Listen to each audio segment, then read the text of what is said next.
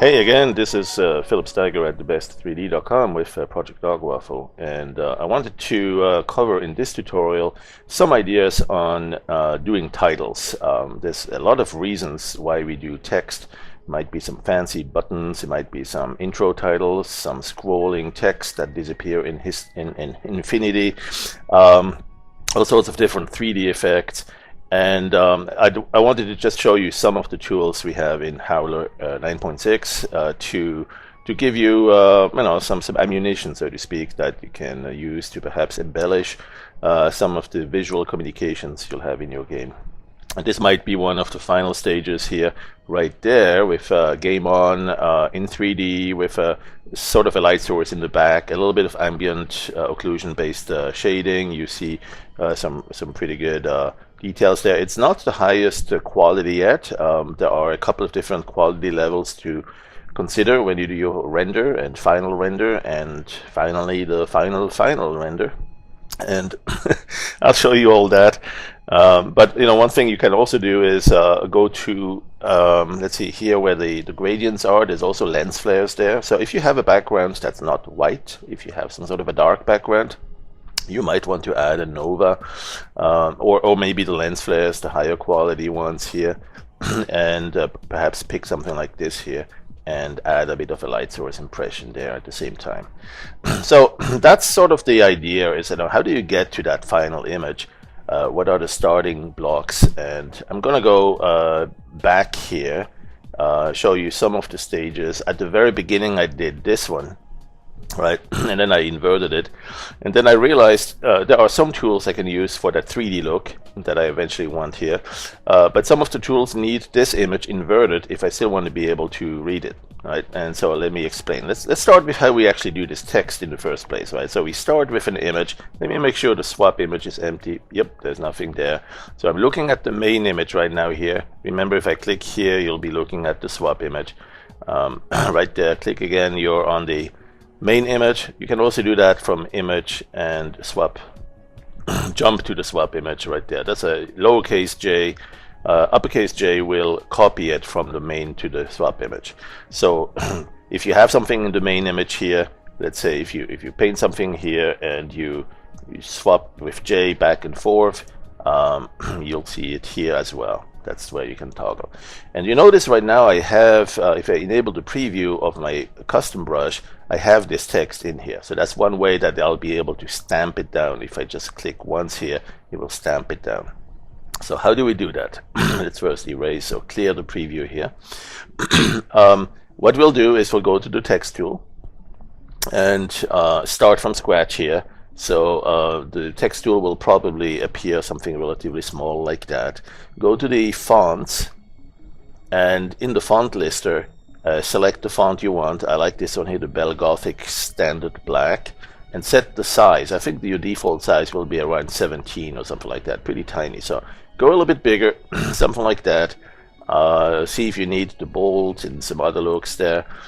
Make sure you actually have some text in there so you can see what the effect is, right? So if game on is the message you want, or let's say you want you win, is something positive after we finish the game or a particular level, you can click, by the way, while you're editing this, if you need it a little bit different place, you can click outside of this editing box to reposition and drag it around. So let's say you win is going to be the message today.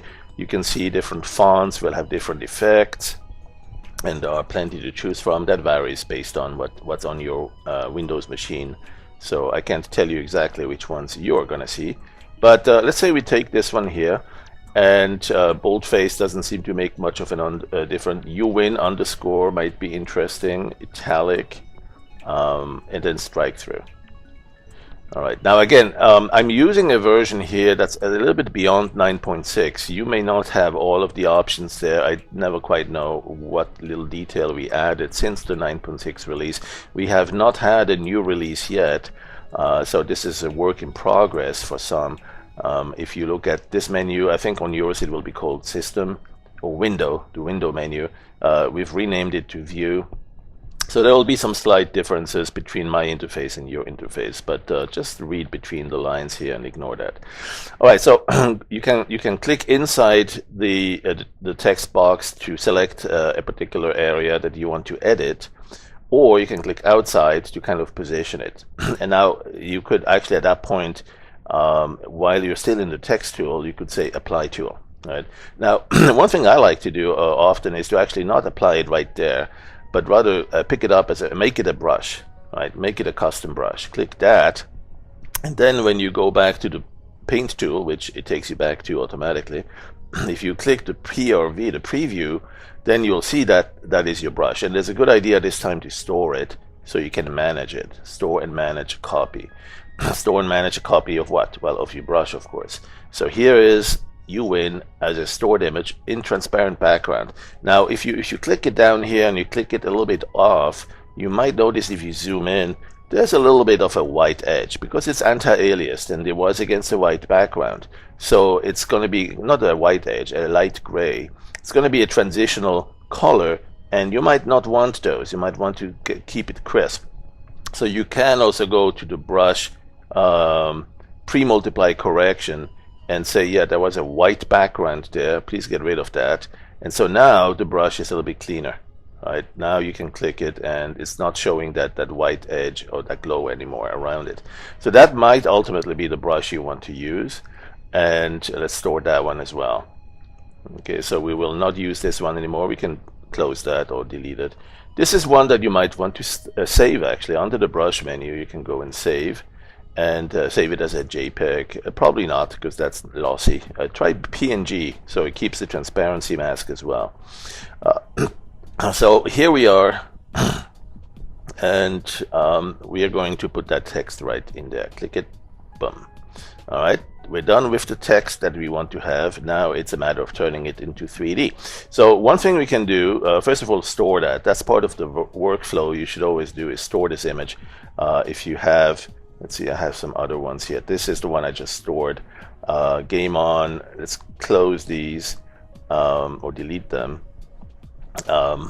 What I need to do is every once in a while say, okay, that's a good milestone reached.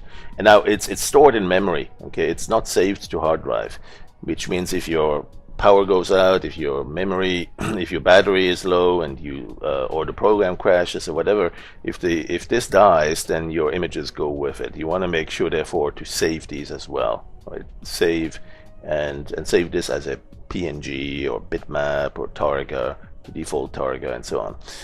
Anyway, so what we'll do here is ignore all of that goodwill, and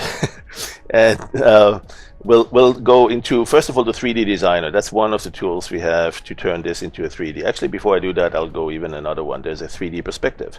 Right? With the 3D perspective, you can give it a bit of a perspective look. The problem is that it replicates it. Well, you can actually uncheck that. Uncheck the repeat so you see it just once. Now it's got the black background. Well, you can fix that and turn it white later on. All right, so if you do this, okay that, and then go to the fill tool, and your secondary color is white. You see that down here. You right click here, it'll fill it in white, and that's it. You've got this in a little bit of a 3D look. All right, that 3D perspective can also be animated. Let me undo all these. If you are in an animation, if you have created an animation and you go to the timeline, you can see the 3D perspective filter there too, so you can have it move. However, that one does not have the uncheck for the replication. So that's a technique. It's not the best, but there are other ways, and there is also the transform tool for one of those, the rubber sheet. Right? The rubber sheet allows you to position it in different places, and then also to squeeze it and give it a slightly different appearance, and perhaps kind of mimic that way a perspective appearance. Right? You can also rotate it, and so on. So there's a lot of things you can do with that. Just explore that a little bit and see if that works for you. Again, you can use the fill tool with the right button. And then that one has a little bit of anti-aliasing, or anti-aliasing on the edge. So you may need to enable a little bit of tolerance there, right? Or anti-alias there. Nope, that's still not enough. So you may want to enable the tolerance there to say, yeah, if the colors are a little bit off, still go there too. Right? Let's go undo, undo. Yeah, like I said, if it doesn't do it, then just paint it too, right? You can go with the paintbrush, airbrush, or simple brush, and then just paint over that. There's always a way where there's a will. All right, so that's another technique to give it a little bit of a 3D look, but that's not really a 3D look. It's just a perspective modification of this flat 2D thing. So what we really are interested in is a bit of a 3D experience here, and there are two that come to mind. One is the 3D Designer, and the other one is PuppyRay. And there's actually two PuppyRays. That's the ray tracer that goes either on the CPU or on the GPU. On 3D Designer, we've used this a lot for terrains, and you could use that for something like that as well. In fact, you could, before you go there, you could make it a bit blurry. Go to the Gaussian blur, for instance, right? Something like this. So you prepare it as an elevation map. Maybe you invert it. That's the first. Maybe we'll do an inversion here. And then you go and enter the Transform 3D Designer and open more button here, click that, and then start doing some erosion. And you might end up getting a little bit of eroded appearance. You can change the sediment levels. You can look at the light source and the shadows. Now you see that I'm already set up with shadows because I experimented with this a little bit earlier, but this is where you would do that. Ambient occlusion might help.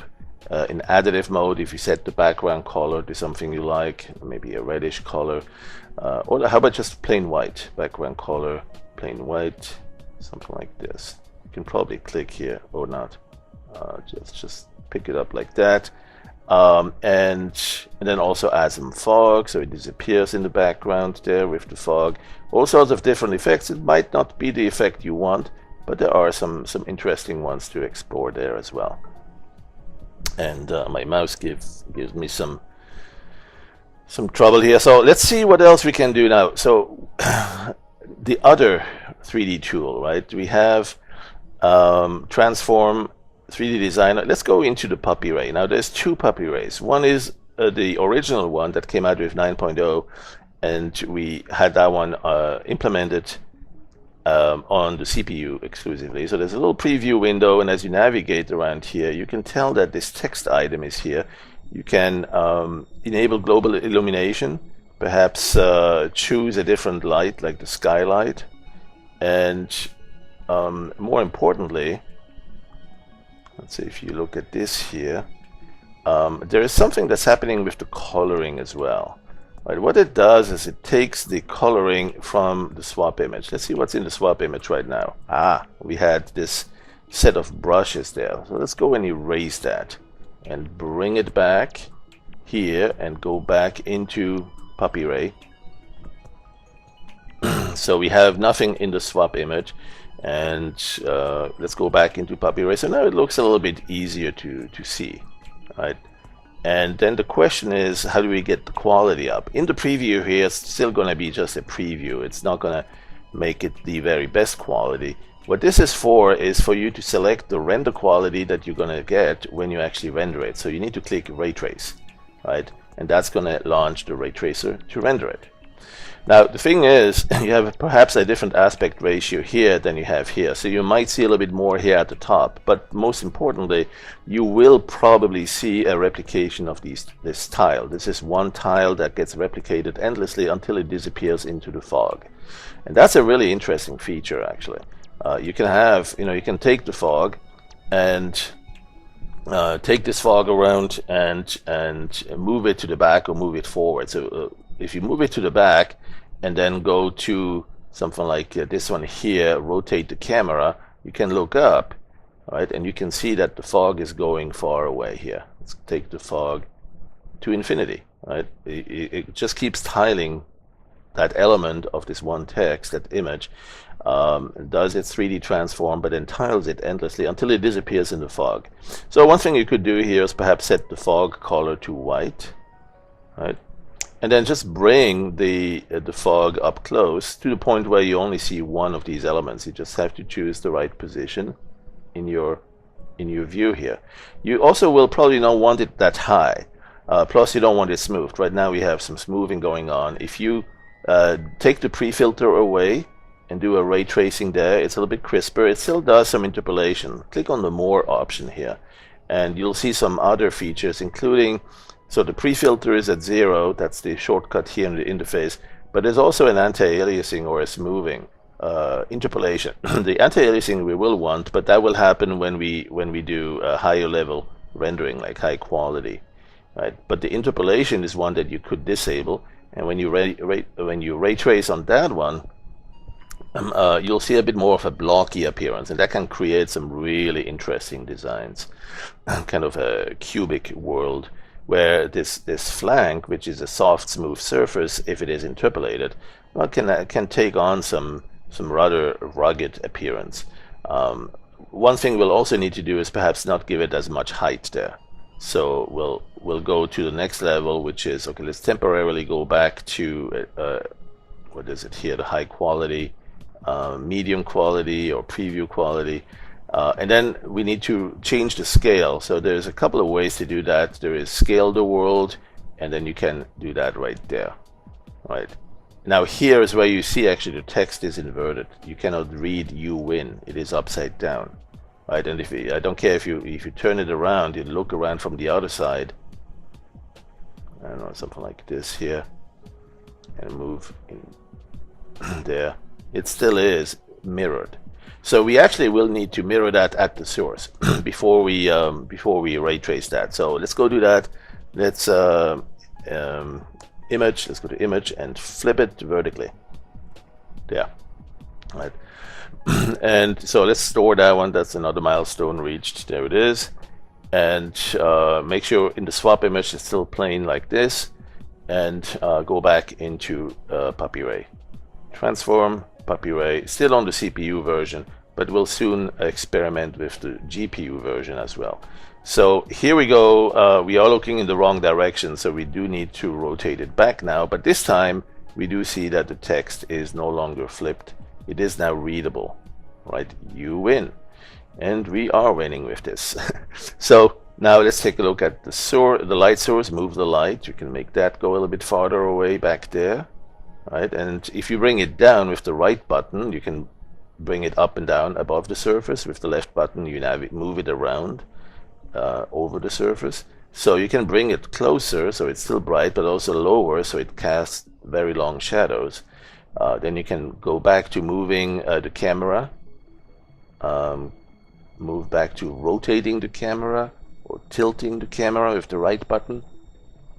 Try these. Right, left button does 2 axes. You see them move here,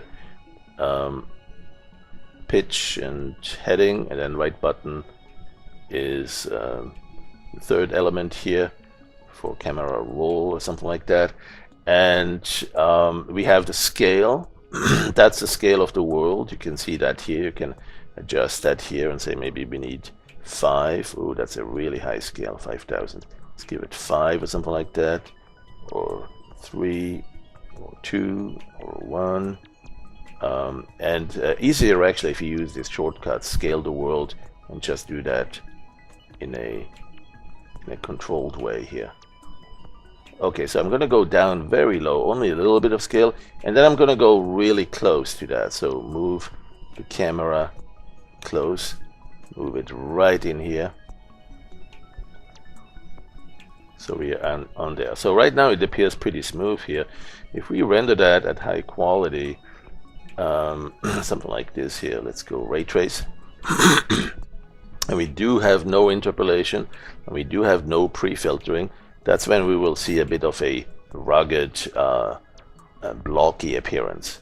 And so that's something you might want to experiment with and try as well. So I'm going to do that now much faster. This is interesting and it's going to work, but you know, I'm on an i7 processor, mind you, not the latest generation. This one's like 4-year-old, so it's reasonably fast, but not the fastest by any stretch of the imagination. But it would be much faster if we did this on the GPU.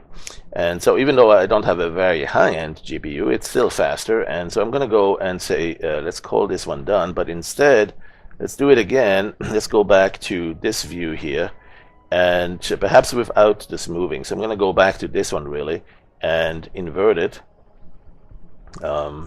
Where's the invert? There you go. And flip it upside down. It's good exercise to do this a few times. vertical there. All right, so let's store this one also. And this is the one that I want to use now in my next experiment with PuppyRay on the GPU. So transform PuppyRay GPU. All right, so what's with that one? Well, it remembers right now what I used it for last time, so I'm going to have to undo a few things. First of all, I'm going to go and look for the More button. In the CPU version, it was somewhere in this area. Here it's this one up there. Right, so that will show you more or fewer options. What you see with this is that the preview is a little bit bigger, and it's actually dynamically letting you move and moving this view here as well. So let me show you away from final render, going back to preview quality or medium quality. Now you can actually move around here, drag it in the preview. This is sort of a control pad, and it's actually showing you the same thing here in real time. So stay in those preview quality for now, but you can go move it. Right button moves the camera up and down, rotate it or turn around, turn the camera, and also tilt it, and then also move the light source. Right, and so you see these shadows being cast dynamically, and that's really the interesting thing, is that you can kind of set it up the way you want it. And you'll know later in post-work you'll add a little light source hotspot over there. So the fog light, you could go to plain white if that's really just what you want, right? But then it won't be so easy to see a bright light if you want to add one on top there, the sun. Except if you change the camera angle to look up, and you'll see the sky here. There's a couple of skies to choose from in PuppyRay. There's a blue one by default with some white clouds. There's a sunset. You can actually see the sun there somewhere. You can also find a dark sky with some stars, and there's a moon here somewhere. And then there's also the brush image, right? If you actually have an image in the custom brush, that will be the fourth option that you can see here. And that one also is mirrored, so you might want to mirror that if that's actually supposed to represent a message you want to be able to read, a message up in the sky. So, but I'm going to go back to this bluish light, or maybe the reddish light, for a bit of a desert sand look on this coloring. And then let's go closer, or rearrange the position here. So you have obviously some ideas of what you want to do with this text. Do you want it at some sort of an angle, or do you want it plain view like this? Use this as a reference to see what the lighting will be as well, right? Something like that. And you can also adjust the intensity of the light. You can adjust the level of the fog. So remember how the fog is how far that terrain will tile. No, don't go too far. You don't want the system to slow down to the point where the software thinks that the graphics hardware has stopped. On the GPU, there is always that potential, and I'll show you at the end of this tutorial what that looks like, so you know how to avoid that. One thing that you'll do is you'll perhaps set the fog in such a way that there is no second occurrence visible there, and then we just need to perhaps adjust the camera position a little bit, something like this. There's also, as I mentioned earlier, you can change the extrusion depth here. That's really an interesting one, by the way. You can change the camera, now to look like big monolithic elements here, or you can look at it downwards and then move the camera up above, so you kind of see these really deep 3D levels of text extrusions, and all that will look pretty darn good. Let's see if we can get an angle that we like. Perhaps adjust the size a little bit. That was perhaps too much extrusion there, and then move it sideways. There's a camera angle also that you can use here to make it more of a telephoto or very wide angle. Right? If you go like this and it's small, then you can scale it again. In fact, click on the More button here and you can scale it dynamically right here. These are virtual sliders. You just click the scale, click and drag, and that will change the scale as you go horizontally. So you can quickly adjust the parameter. And of course, now the terrain is, the bottom there is barely visible. You could actually change the level of the fog to the point where it just disappears, and the only thing you have is the text. So lots of fun games and tricks you can play with that. Let's go back to something a little bit more reasonable. Let's go back to just a little bit of text there and move the position of the terrain, or move the camera, right? You can move the camera or you can move the landscape. Either way of these. Oh, there's moving the light, there's moving the camera. There you go. And so you can see lots of different effects you can have. Maybe it's up above in the sky. There is all sorts of effects you can have. I'm going to try this blocky look here. So I'm going to go with something like, let's see, something like that. Not quite that much extrusion. Let's remove it a little bit. There. And remove the interpolation and set the pre-filter back down to 0. So it should have a very blocky, crisp-edged appearance. Right, and then it's time to do a render. Now I want that render to be high quality, so high quality of final render, and it takes a second. You know, this is on the GPU, so it's much faster, and hopefully you'll have a really high-end gamer system. I'm on a laptop here, a 4-year-old laptop with what is it? NVIDIA GeForce GTX 540M, the mobile, right? 2 gigs of memory on that. Of the on the graphics card, although I don't know that we use that memory much. We don't have textures stored here or applied. So essentially, if you have a GPU with the equivalent of 500 cores or 2000 cores, compute cores, a high-end ATI card, for instance, one of those pro level, you're going to see this thing go in real time, probably even at final render quality, or close enough anyway. Now, you might say, okay, let's go and choose an angle really close to that you win message here. Let's set the camera a little bit more like this. Let's go something like that. And I want to intentionally, I want to do a little animation that will take it from here to something like this. Right. So first, let's do a render on one of those at high quality. And so I want to show you what happens here. You got the final render, and you say, oh, we need a little bit better anti-aliasing. So you have some parameters. If you open here more, you'll see some extra parameters. And by default, you're doing 64 by 64 tiles as it's rendering. You might go a little bit faster at 128 or 256. The other thing too is that you got some rate steps you can play with. But you gotta be careful.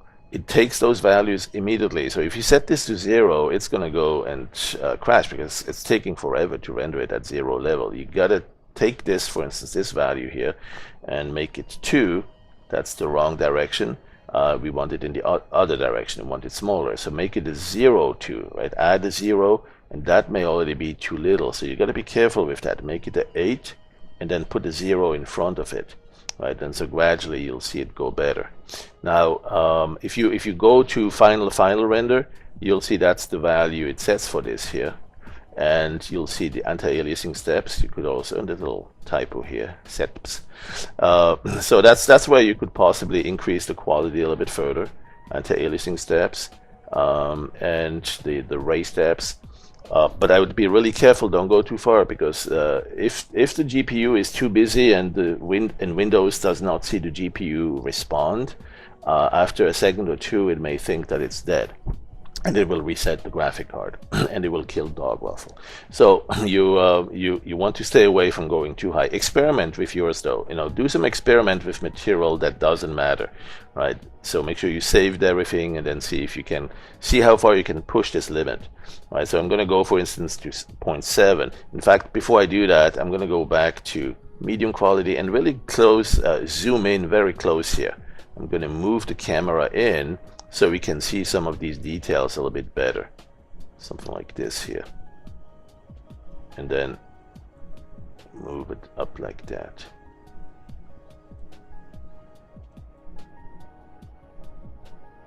Yeah, because here we can see that there is still some improvements we can make on these edges. Let's go from medium quality to high quality.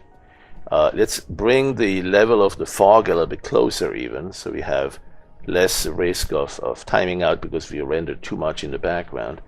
Let's see, let's go to beyond high quality to final render. And you see it's getting better, but it could be still better than that. So let's do final render. And even at that level, you might occasionally find that it could still improve even beyond that. In fact, one thing I'm going to do is call it done, undo, and blur this a tiny little bit so we get some smooth transitions, and we'll see a little bit of a slope that way, which for this blocky appearance is going to be absolutely smashing. So I'm going to go to blur, Gaussian blur, add a little bit of blurriness here to this, just a little bit, it doesn't need much. Alright, let's go back into the ray tracer, transform, and now this will take a little while because it remembers the parameters we just had, including the final render setting for the rendering, right? But now you do see that smooth appearance, and if you go back to high quality, it's not quite that high quality compared to the final render, but you can see it's got that smoothing. And I'm going to go perhaps increase the scale or adjust the scale a little bit. That's very sensitive here. So, well, just keep it like that. So how far can we push this? You can go to the final render. And if this is crisp enough and good quality, don't push it beyond that. But you can, if you need, if you must, you can try a little bit more. And so the thing I would try here is on this parameter. This is the size of sample steps taken along array. So you want to be careful. You can increase it, but decrease it, but you don't want to decrease it too much. Same with the anti-aliasing steps. So here's the array steps. I'm going to go down to 0.7, and that probably still works. But 0.6 is where I'm getting close to it could potentially hang the graphics engine, and then Windows thinks it's dead and it wants to reset it. So let's see if 6 will do that. I just want to show you that because if it does, this is what it will look like. Your graphics card may be fast enough that it does not show that, right? And so you can do perhaps a really crisp render at the very high quality that you want, and you will not run into that problem. Hey, I didn't run into the problem yet either. So I could go down to 5. Now I'm not going to do that because I have some other plans here. I want to do a few other things. So let me go back to medium. And I'm going to do now a little animation, right? So let me go back to this. Actually, let me right click on this and store this, because that's an interesting image, just as a reference. Even though it's kind of blurry, you never know how we'll use that. Let's store a copy of this, stash that away. Remember, that's similar to what we did here. Here is a different text, different camera angle, different background, but same idea. Same tool was used. All right, so I'm going to go back to this one here that's a little bit blurry, and I'm going to go to turn this into an animation, right? And then I'm going to fly over that terrain with that text. So I'm going to go create an animation from the animation create menu and say I need 200 frames, or 210. I want this exactly 7 seconds long at 30 frames per second. That will be about 7 seconds, 210 frames. And so now I can go to Puppy Ray. One more time from the filter, transform, Puppy Ray. Let's take the GPU version. And the GPU version will start from the prior parameter settings. And so what I can do is I can click the camera icon here to move the camera. And for instance, move from a little bit far away where the Y is. You win. All right, so I'm going to do something like camera like this. And I'm on the first frame. This is the see the timeline here. I'm going to keyframe the first position, create a key, and then I'm going to go forward a little bit and on the timeline. So this is essentially my timeline here, and I'm going to go forward to the letter W from win, and also move up a little bit, something like this, and also tilt the camera. So change the camera, something like this. There you go. So now you see that you have this thing go across a couple of positions, and then you can go further and perhaps go to the very last, the exclamation mark, and perhaps bring it up even more. and then we also want to change the camera angle one more time and perhaps see something like this. And let's say we want to keyframe that, and then we go further in the animation and we actually now animate the terrain itself.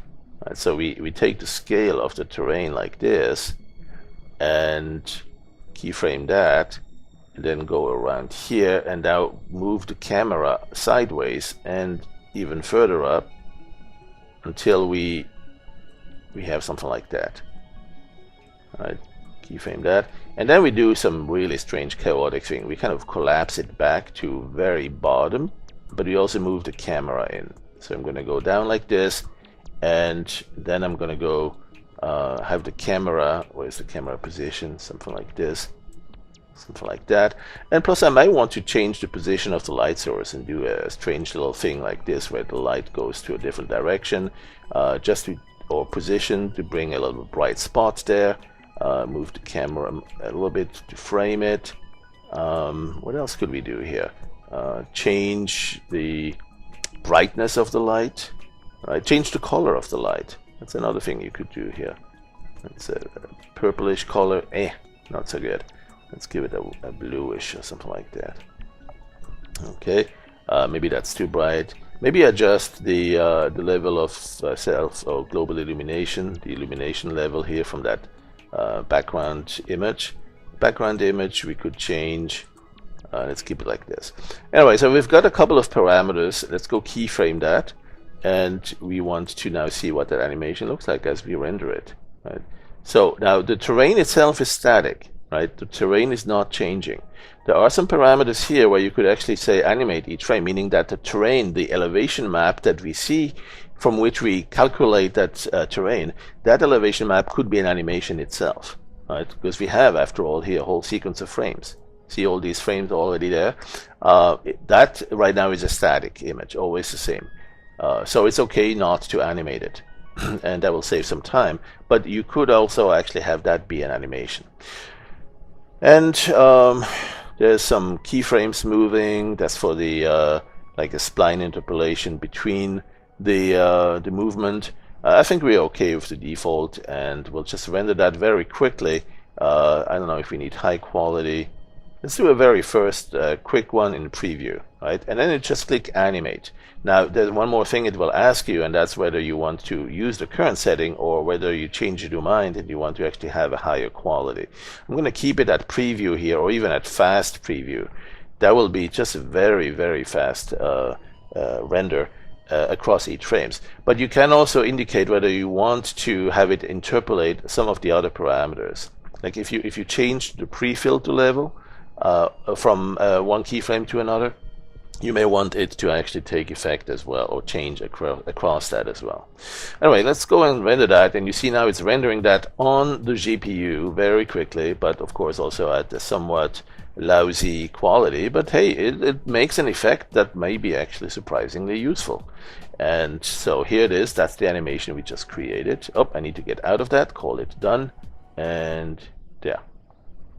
Right. So here's an example of how you can create some fancy animations, and whether you keep it that way or make it go in higher quality, that's really up to you. I'm going to go and undo this. Nope, that's not going to do it. It's an animation. So I'm going to have to select the first frame and put this thing back in. And if I want to go back to the original animation a few more times and experiment with higher quality renderings on the GPU or on PuppyRay, what I really should do is store the animation. So I'm going to go and use this as a starting point, and then go to animation and store to disk. So that way I have this easily available in just a second or two to go back to if I want to. If I did a failed rendering in PuppyRay, and I mean with failed rendering I mean one that I'm just not too happy with. I need better quality, a different background color, less smoothing or more smoothing, and so on. But the same parameters are still remembered. So I can go to Filter, Transform, PuppyRay GPU one more time, and it remembers that last position. It remembers all these keyframes, right? So I can use that to say, well, let's replay it with the same path, but this time a different background. Let's take the blue sky, and also perhaps a different level of illumination level. right? Or a different level initially of the brightness of this light source. Right, let's keyframe that, and that overrides the keyframes. Now you can see the keyframes here, but you can advance from one to the other. See these buttons here, that allows you to go one frame at a time, but here it also allows you to go one keyframe at a time. So you can advance to one keyframe, and for instance, if for this position you wanted to be in a slightly different angle, you can now rotate it. You can also perhaps move up a little bit more, all sorts of stuff you can do there. And these new parameters can be remembered as a new keyframe, right? So you can go keyframe that, and it replaces the prior keyframe. So you now have a position more like this. What else could we do here? Maybe the background color should be different. The fog color. Maybe we want to look like we're maybe it's a game underwater, and so we need to kind of an ocean blue fog, something like that. All right, so let's go boom. And so the background color here is probably still white. The fog color is still white, but eventually it turns kind of blue. So you can see all these parameters interpolate. The shadow colors can also change. Let's see, what else could we do here? A little bit brighter perhaps, and a little bit darker on the ambient, on the global illumination. Keyframe that. Alright, so I think we have a nice, interesting looking animation. Let's make it a little bit higher quality. This time we'll go to high quality. It's still not the very best. This is just for the purpose of showing this to you. And rip it. Let's use the current settings, and we don't do any other changes, and so that's that. So I wanted to give you that idea. You can use PuppyRay that's inside of Howler 9.6. You can use it to create all sorts of really crazy animations and effects. And if you go back to our YouTube channel on PD Howler, you'll see some stuff, especially if you look back a couple of months back to when 9.0, 9.1 was released, 9.2. We did a lot of discovery there, experiments with the PuppyRay capabilities, including animated terrains, including textured, colored terrains, and so on. So there's quite a bit of fascinating things you can play with there to produce some animations that are, quite frankly, out of this world and inside of this digital world. So I hope this was educational and useful, and now go have fun with it. Have at it, and thanks again for watching. Thanks for howling and waffling, and we'll talk to you soon with some more tutorials and insights on how to use all this. Thanks again. Bye bye.